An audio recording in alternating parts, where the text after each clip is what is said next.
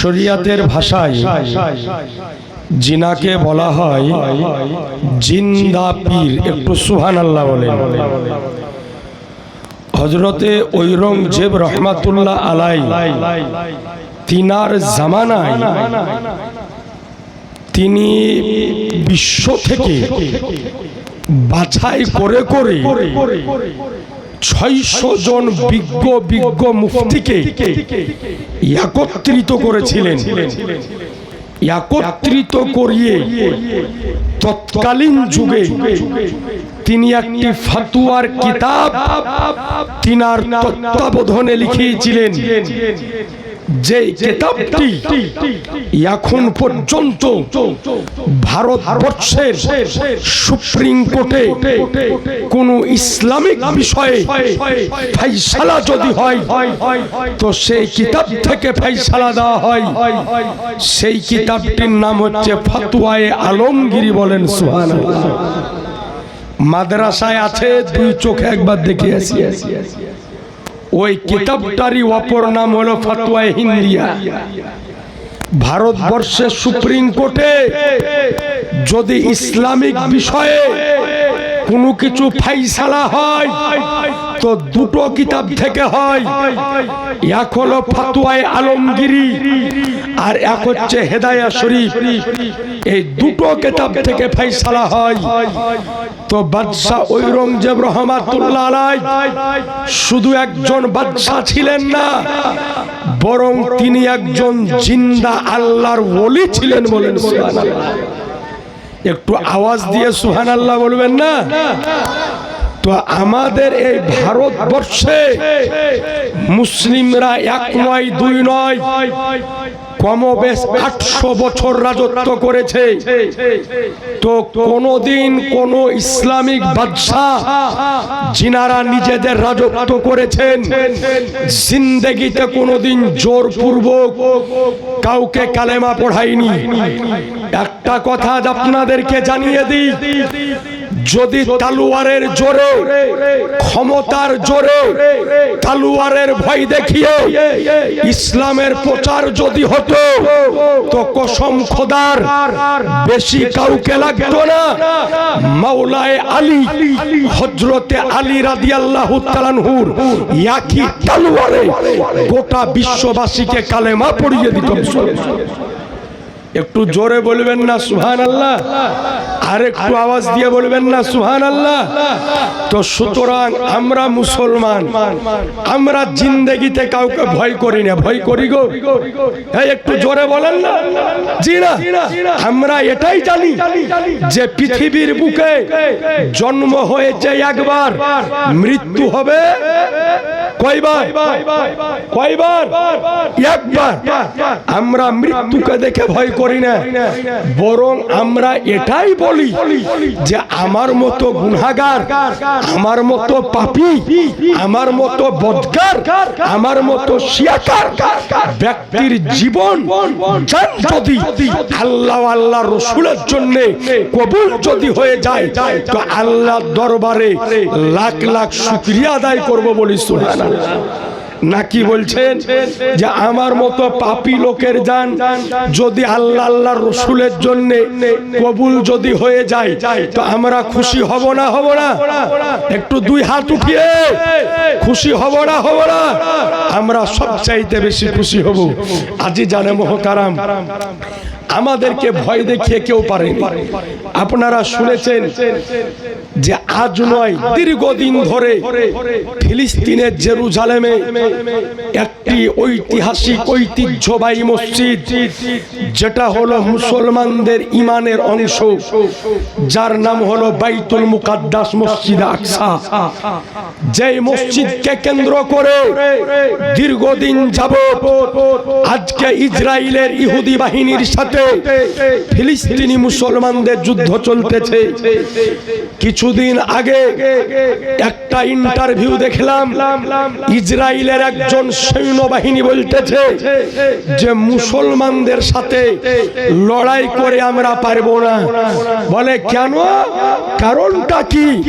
বলে কারণ হলো এটাই যে আমাদের সিনাতে যখন বন্দুকের নলা ধরা হয় হয় তখন বন্দুকের নলা দিয়ে আমরা মৃত্যুকে দর্শন করি।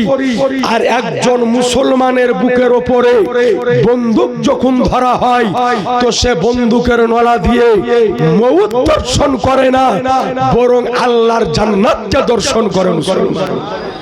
একটু জোরে বলেন না সুবহানাল্লাহ, আর একটু আওয়াজ দিয়ে সুবহানাল্লাহ। আজি জানে মোহতারাম, সুতরাং আমরা মুসলমান, আমরা না পূর্বে ভয় করেছি, না আজ ভয় করছি, না পরবর্তীতে কাউকে দেখে ভয় আমরা করব। আমরা ভয় যদি করি তো একমাত্র আল্লাহকে ভয় করি। আমাদের মস্তক যদি কারো সামনে ঝুঁকে তো একমাত্র আল্লাহর সামনে ঝুঁকবে।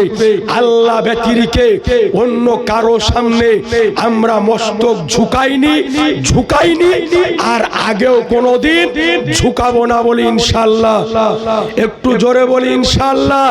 তো যাই হোক বেরাদার, ওয়াজ বক্তব্য আমি করব না, অনেক আলোচনা আপনারা শ্রবণ করলেন।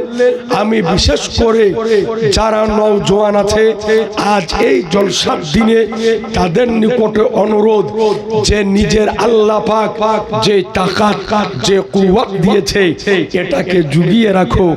কারণ হলো এটাই যে এই ইসলামের পক্ষে আর কাফেরদের বিপক্ষে সর্বপ্রথম যারা তালোয়ার ধরেছিল সকলেই ছিল নওজোয়ান, সকলেই ছিল যুবক। এই জন্য নবী আমার বলেছেন যে যুবকদের রক্তের দাম সব চাইতে বেশি। এই জন্য সর্ব অবস্থায় যুব সমাজকে আমাদের নিকটে প্রস্তুত থাকতে হবে।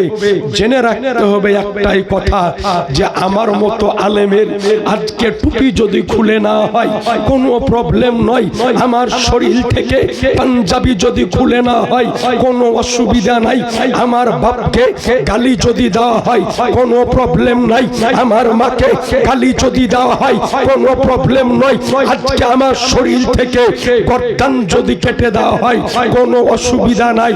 কিন্তু যদি আজকে আমার আনিসে বেকাসাত সাইয়েদে কাউনো মাকা বেচারুকে চারা বেশাহরুকে সাহারা ইয়াতিমকে বলি হাম গরিবকে হামি, আমার রাসূলুল্লাহর শানে কোন ব্যক্তি যদি একটা কটু মন্তব্য বা কুরুচিকর মন্তব্য যদি করে তাকে ছাড় দেওয়া যাবে না। সুতরাং একটাই কথা, আমরা নবীর জন্যই বেঁচে আছি আর আমাদের জীবন আমরা নবীর জন্যই উৎসর্গ করব বলে ইনশাআল্লাহ। জোরে বলি ইনশাআল্লাহ। তো যাই হোক বেরাদার, আজ আপনাদের নিকটে অনুরোধ করব দুনিয়ার বুক থেকে আমরা বিদায় নিয়ে চলে যাব। আমরা মউত হয়ে কবরবাসী আমরা হয়ে যাব। দুনিয়ার বুক থেকে আপনার সাথে কিচ্ছু যাবে না। আজ আপনি লক্ষ্য করে দেখেন, কোটি কোটি টাকার মালিক, আজকে বড় বড় বিল্ডিং এর মালিক দুনিয়ার বুক থেকে বিদায় হয়ে গিয়েছে। এক টাকা সঙ্গে করে নিয়ে যেতে পারেনি, একটা বাড়ির ইট সাথে করে নিয়ে যেতে পারেনি। কিন্তু জেনে রাখবেন, জীবনে যদি এক মুহূর্তের জন্যেও আমার নবীর সাথে মহব্বত যদি করে থাকেন, ভালো যদি বাসা করে থাকেন, নবীর সাথে প্রেম যদি করে থাকেন, তো জেনে রাখবেন ওই মহব্বতের ওসিলাতে আল্লাহ পাক আপনার বেড়াকে পার করে দিবে বলি সুবহানাল্লাহ। তো সুতরাং এই নবীর প্রতি ইশক মহব্বত প্রেম ভালোবাসা আমরা রাখবো। একেবারে দুই হাত উঠিয়ে বলি ইনশাআল্লাহ, ইনশাআল্লাহ। তো সুবহানাল্লাহ, আপনাদের নিকটে আরজ করব, 1.5 ঘন্টা 2 ঘন্টা আলোচনার সময় আমার না। যে কাজের জন্য দাঁড়িয়েছি কাজটা ইনশাআল্লাহ করব। তবে একটা কথা আপনাদেরকে বলে দিই, তখন 1100 করে চাইছিলাম, 4 জন ব্যক্তি দিয়েছেন। তো 5 নাম্বারটা 5 পানাতনের মহব্বতে হযরতে আলীর মহব্বতে একজন 1100 টাকা দেন তো, যে হযরতে আলীর মহব্বতে তুমি দিবে। সুবহানাল্লাহ। নাম কি? আশিকুল। সুবহানাল্লাহ। মাওলানা আলীর আশিক।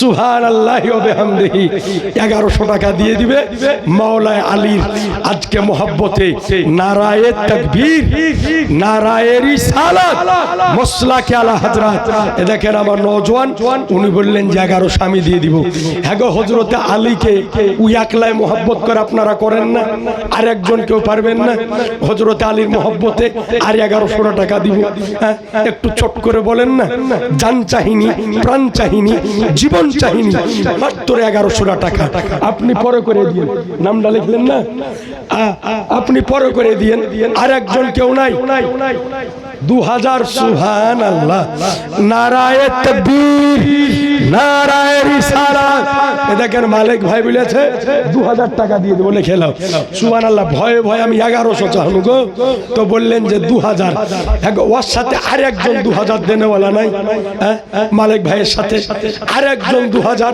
যে আমি দিয়ে দিব সুবহানাল্লাহ এতজন